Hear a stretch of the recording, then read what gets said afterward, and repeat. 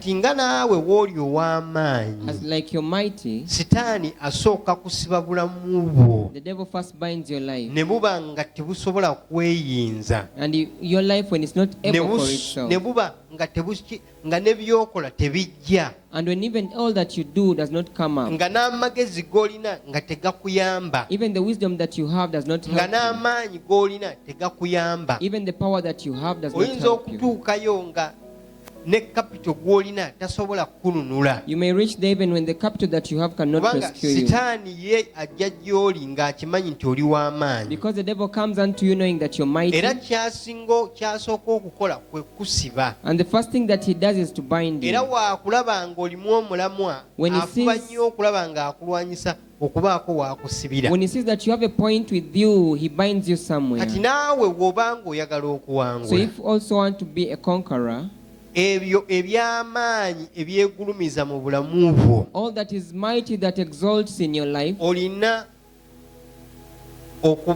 okugenda n'obirumba you have to go and attack them. naawe n'obisiba.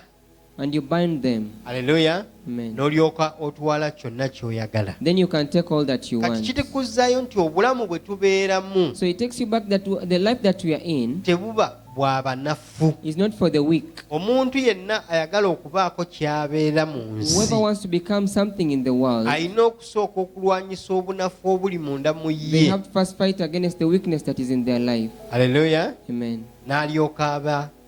N'alyoka afuna ekyo kye yeetaaga. Then they get what they want. Kati obulamu bwe tulimu bwa kulwanira. So the life that we are in is for fighting. Obulamu bwe tulimu Or the life we are in, tulina okubukolerera. we have to work for it.